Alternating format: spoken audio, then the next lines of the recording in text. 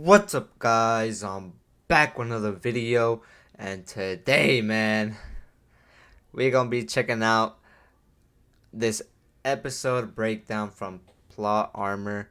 You know what I'm saying? I told y'all that every episode that comes out from Demon Slayer, we're gonna be watching this breakdown, you know what I'm saying? Because this guy's one of the best at breaking down Demon Slayer episodes or whatever, bro. Any anime episodes, you know what I'm saying? This man is the guy to go to. Simple.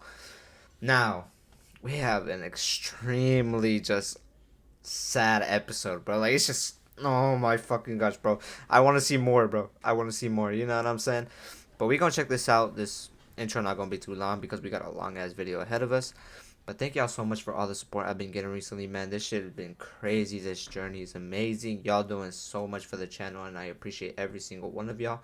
Y'all know that this shit means so much to me. And if you're new to the channel and you enjoy the content, make sure to hit that sub button, hit those likes, and turn on notification bells so y'all can get notified whenever I drop a video, man. But anyways, y'all, let's get right into this breakdown, man. I want to see what he has to say about this. Episode 9 is here, and boy, oh boy, does it pack a punch. Yes. For Tanjiro using a new breath style combination for the very first That was time, fire. to Zenitsu being a sort of general on the front lines here, Yeah. to every one of our heroes getting absolutely destroyed. So this episode first opens up with Shinobi Tengen and his 3 wives visiting his family grave. Now this is a scene, this is a depiction that was not present in the manga. However, it is a depiction that I was definitely longing for and hoping would be the case with this anime iteration, as this Studio UFO table does go above and beyond, nice, as bro. we say with every single episode, every single video, and it is to the extent that we are so blessed, we are so privileged that I can be presumptuous enough to expect them to provide further depth and intrigue to these characters. Truthfully, although there is great importance in the retrieval of Tengen's 3 wives, that sort of situation kind of devolves over the course of this entire arc when it comes to the manga. We don't really know these characters all that well. Bro, they may be Tengen, a little bit helpful at certain junctions, but beyond that, they're not really much. But here we get depth, we get to know them a bit better. It's not going to be substantial, it's not going to be like the biggest thing ever because they don't want to just, make up or fabricate a bunch of new content that was never in the manga. They don't want to make up a whole new story on top of Gotoge's already incredible work. But really and truly, it's just little things like these that allow for characterization, that allow for us to know these guys better and actually care about them. Without this sort of scene, we wouldn't even know how much Tengen cared about his siblings. I mean, we of course knew that he was unhappy with his situation and them all dying was a part of that, but we didn't know that he cared about them to the extent that he would visit their grave and promise to drink with them in the afterlife. Bro, when y'all pay attention to Tengen, bro, this man is drippy. You know what I'm saying? This man right here got the most drip out of all the characters we've seen, bro. Like, just look at him, bro. Afterlife. There's also a self-deprecating and regretful bit there, as he says that he will be going to hell. And I am certain that that is a deep pain that this character harbors. I mean, the Demon Slayer Corps, they are the unsung heroes of humanity. Master Ubuyashiki gave Tengen's life purpose because before he wasn't even hunting demons, he was hunting other people. He was killing off people. And those are sins that none of the other Hashira, let alone the vast majority of the Demon Slayers, possess at all. And I'm sure that's why he compares himself to Rengoku, believing that he is a lesser here. Rengoku being a sort of chivalrous hero who didn't allow anyone to die on his watch, who was born into this Demon Slayer business for the most part. Tengen was born with the expectation of becoming a shinobi. Kyojuro was born with the expectation of becoming a Demon Slayer. Even when his father rejected him becoming a Demon Slayer, Kyojuro still went ahead and did it, becoming a Hashira. Tengen, on the other hand, despite defying his father, wavered along his path, and that is something that, again, Master Ubuyashiki had to convince him was a good thing despite being a hard thing. Kyojuro was made to bear the responsibility of raising his young brother and being a proper example for him. Tengen lost all of his siblings except for one, his younger brother, who he essentially failed, who ended up being a replica of his father, someone he could not connect with at all. Yet there is still the responsibility of setting a proper example for those who are no longer of this world. Tengen's flashiness, it is more than just a rejection of his silent shinobi ways. It is him putting on a show for his siblings beyond the grave, and I think that is incredible. These characters are so rich, and truly, again, it is just these little bits of characterization that can just expand our understanding Subscribe of to these him, characters man. so tremendously, and I love it. I've He's also come crazy. to notice that at least with the scenes we've seen them in thus far, Tengen seems to be especially delicate with Hinatsuru. And furthermore, Hell yeah. Hinatsuru You seems can to tell. sort of be like the leader of the pack here. What is essentially his right hand in this polygamous relationship, despite them all fighting for it. But anyways, getting back to his ongoing conflict against Upper Moon 6, Gyutaro, God, this guy was able to regenerate even despite having the poison in his system, as he was able to neutralize it, which does make sense considering he is largely a poison-based demon, and this was a— That makes a lot of sense, bro. At first I was like, wait, how was he able to regenerate so fast? But then I was like, oh, he has poison himself. Like, he can literally neutralize it. Like, that's what I thought. I was like, oh, fuck, bro. Like, that's crazy. One fucking second, bro. a single 1 second. This motherfucker is just, like, shut the... I know y'all can hear that, bro. kunai, mind you, amongst the many that were shot. Dude. And from there, despite being stationary, Bro, that was Gyutaro would crazy. use his blood demon art, and here Tengen would have to kick Tanjiro out of the fray yet again. And so despite now being a bit more in sync, Tanjiro is still a burden in this fight. He is still holding I did not Tengen notice back. that he kicked and I him, am sure that actually. that is I a thought it was horrible feeling for Gyutaro. Tanjiro, especially considering his trauma losing Rengoku. But at the very least, he is doing a lot more than he did back then. And I would like you guys who recognize that Rengoku continues to come up in our discussions of this content, and that is not without reason. To follow up the Mugen Train arc, we have this arc, the Entertainment District arc, and what Gotoge decided to do with Tengen's character and this arc in general after that one is nothing short of brilliant in terms of elevating our characters and taking us to that next level while also recounting our past. Now, when Gyutaro gets a hold of Hinatsuru, it is definitely a scary thing, which brings a particular memory to mind for Tengen, which was him and his 3 wives deciding that after this job, after this mission, they would be calling it quits. He would be retiring from the Demon Slayers. And truly the prerequisite for it, him defeating an Upper Moon demon,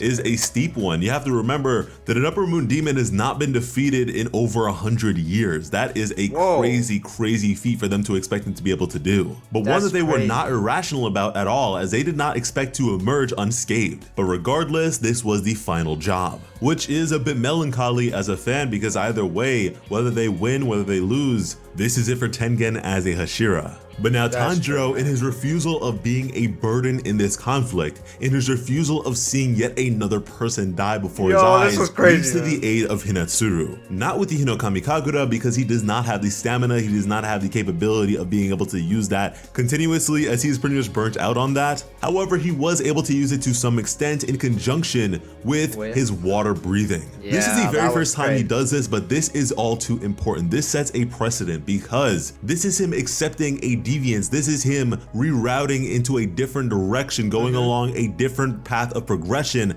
as opposed to mastering water breathing as Gyuto Mioka has. And that is a big deal. That pretty much solidifies that Tanjiro will never be the water Hashira. Now, mind you, that doesn't mean he can never be a Hashira, but water is now off the table because he is not mastering it. He is not treating it as his signature style. Now, at that, plenty of other characters do end up using derivative styles because that is simply what fits them best. And Nosuke is a character that uses a derivative style. If you didn't know, beast breathing is a derivative of wind. And so when it comes to these things, it is like min-maxing in a video game. Tanjiro's pinnacle is now said to be some combination of sun breathing and water breathing. By using sun breathing, he can never reach the apex of water breathing, and by using water breathing, he is far less likely to ever reach the pinnacle of sun breathing that we now know to be oh so legendary as the very first breathing style in existence. Now, Inosuke and Zenitsu were having a tough time getting in close proximity with Daki, as she was now a lot more powerful than she ever has been previously. Yet as Inosuke flailed about and was just getting really frustrated here,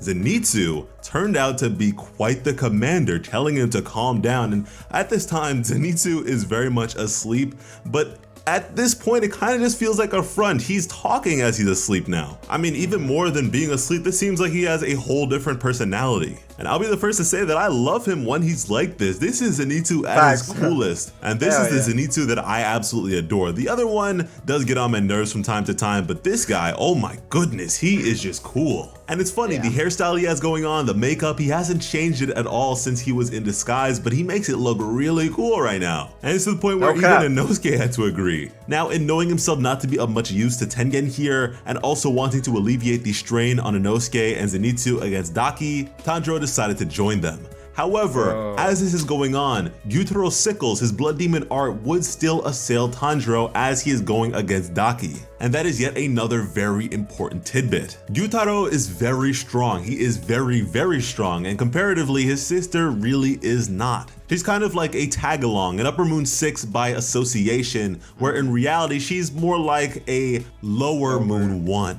She may have killed over half a dozen Hashira at this point, but it's pretty safe to assume that those were low-grade Hashira at best. Now, if you're not familiar, the prerequisite of becoming a Hashira is pretty straightforward. You have to be Kino A rank, which is the top rank for Demon Slayers outside of the pillars, at which point you can become one either the easy way or the hard way. The hard way being by killing a member of the 12 Kizuki, which despite not being how he became a Hashira, was actually pretty damn easy for Gyu against Rui. And although I called this the hard part, it's really not that hard when you consider that Kyogai, the drum demon, who was one of the first demons that Tanjiro defeated, mind you, was formerly of the 12 Kizuki. The literal bottom of the barrel, lower rank 6, but still a member regardless. But if not that, there is again the easy way, which is just killing 50 demons. And this is cumulative. This is over the course of your career as a Slayer, which really should not be that difficult if you are Kino A rank to begin with anyways. And so yeah, I'm sure that back in the day when they were most desperate or whatever, it was probably easy to become a Hashira,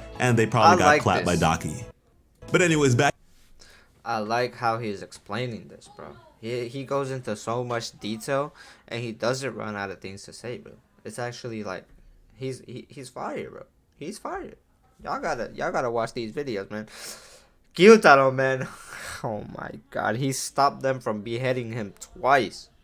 Bro, back to the main point, Gyutaro here is doing the most. He is trying to help out his sister who may be struggling, who he wants to protect. And that is a weakness. That is a fatal flaw. Gyutaro is very, very strong if he really wanted to. If he was fighting by his lonesome, his solo dolo, he could be a menace to these guys, but here he is distracted. Here he's worrying about his sister. Here he has to be viewing from her perspective to even the playing field. That is a lot of extra work. He is carrying in this fight, and it is holding him back. But now with 3 adversaries, Daki could not keep up. She was slowing down. She was not able to assail them in the very same manner that she had previously, and that allowed Inosuke to capitalize. That allowed all of them to capitalize, really, as this was a combination effort, and it looked dazzling. It looked so cool. And I have to say that, again, Studio Ufotable absolutely loves Zenitsu. He looked the coolest here among them all. And the way that Inosuke just hacked off Daki's head was disrespectful, but so deserved. And at that, just to be safe, I'd like to point out that although Inosuke was able to take off Daki's head with her being at her absolute strongest, this feat of his is not necessarily above that of Tanjiro's when he was using Hinokami Kagura against her. The only reason Inosuke is succeeding where Tanjiro failed is because he has 2 swords. Applying equal pressure on both sides, it is just like cutting a ribbon. And once her head is severed, Inosuke grabs it and does the dash. However, it does not take very long for Gyutaro to intervene and pierce Inosuke through the chest with his poisonous sickle. And at the sight of this, Tanjiro had to wonder where the hell is Tengen, as we would then see it, Tengen grounded, bloodied, and with a severed arm. Things have turned from bad to worse, and it doesn't stop there, as Zenitsu would immediately rush to Tanjiro's aid and tell him to watch out as he was distracted by this sight of Tengen. Zenitsu manages to save Tanjiro's life here, but for everyone else, including himself, things are not so clear. But with that stabbing on the part of Gyutaro, again, I have to bring up the point that he is picking up the slack for his sister. He is shouldering the burden. Yes, we see Tengen on the ground here. Yes, we see him with a severed hand. However, Gyutaro did not slice him up to ribbons. He did not stomp him out. He did not make a bloody mess. Instead, he went to aid his sister. If he didn't have to do that, this would be over and done with. And perhaps some of you may be thinking that by tag teaming with his sister Daki, Gyutaro is in a better position than he would be by his lonesome, especially considering there are so many Demon Slayers in this situation, but I have to disagree, because Tengen by his lonesome, despite being able to hold his own to some extent against Gyutaro, is no match. If it were just these two against one another, Tengen would be dead. And when it comes to our younger Slayers, they are in an even more precarious predicament against him. They cannot even touch him without him being distracted by something else of more significance. He could easily one-shot them all, which would make them a burden to have alongside Tengen, despite Tengen again not being able to handle Gyutaro himself. So it's true, but it's fucking just sad, bro. Like, Tengen, bro. Why Tengen, man? This guy's insane, bro. Like, so it would just be a slaughter. Daki is the real hindrance here, and to be fair, it isn't as if he needs to protect her. She is a demon. The worst they can do to her is cut her head off, and if Gyutaro is still around and kicking, she isn't going to really perish. But his brotherly instinct, his desire to protect his sister, same as how Tanjiro is with Nezuko, despite her not being destroyed by these demons, despite her not being able to be killed by these demons, there is still that drive to not see your little sister. My thing is, will Nezuko make another entrance here or nah? I don't know, man. I don't know. It seems like she's not, but we may get surprised, you know what I'm saying? I don't know. Nezuko could make a flashy entrance, you know what I'm saying? And start shitting on people. I wonder how she would fare against Gyutaro, bro. That would be an insane fight. No lie. Let's go. In pain. This episode was damn good, and really and truly I do not want the fun to stop at all. The next episode is set to be the second to last for this season, and man, I am kind of sad about it. But it's alright, either way we will continue to be bringing you guys plenty of Demon Slayer content as we have been. You guys seem to really enjoy this stuff, and we really enjoy making it for you, so thank you for all the support. And then the following season is gonna be all the way until fucking October, November, December, some shit like that, bro. Ain't no way the season is about to end already, bro. This is what I hate the most about anime, bro. Why can't they just keep that shit going? You know what I'm saying? But then again, it would take off a lot of hype, though. Would it really, though? I don't know, man. I just would like anime to just keep going, like, every Saturday. Like One Piece, you know what I'm saying? They've been going 1K episodes strong, you know what I'm saying? Every Saturday they drop. I wish that would be the case for all the animes, man. You know what I'm saying? Speaking of support, we could really use it on our Plot Armor Comics channel, where we aim to bring you guys plenty of Western comic content, similarly to how we do when it comes to anime and manga. So if that is the sort of thing that you may be interested in, please go ahead and check us out. And if you haven't already, be sure to subscribe to Plot Armor with notifications on, because when it comes to bringing you some of the best Demon Slayer content on the platform, Plot Armor has you covered. As always, I'm Slice of Otaku. Thank you all so much for watching, and have an awesome day. I love you. Nah, bro. That was an insane episode, not gonna lie. Absolutely sad because of Inosuke and Tengen. Like, damn, I don't know what's gonna happen in these last two episodes. You know what I'm saying? But, shit, man. I can't wait. That's one thing. But anyways, y'all, thank y'all so much for watching this video, man. I hope y'all enjoyed this as much as I did. Go sub to Plot Armor, you know what I'm saying? Craziest breakdowns, you know, just absolutely insane with the explanation and everything. Just go give him a sub, you know what I'm saying? And I'm pretty sure you already are, not gonna lie. But anyways, y'all, I love y'all. Thank y'all so much for everything, man. This means so damn much to me. If you're new to the channel and you enjoy the content, make sure to hit that sub button, hit those likes, and turn on noti bells so y'all can get notified whenever I drop a video, man. I love y'all so damn much. Let's keep this shit going. Stay positive, stay healthy, and keep that strong mentality, man. I'm out. Yeah, I said I feel invincible.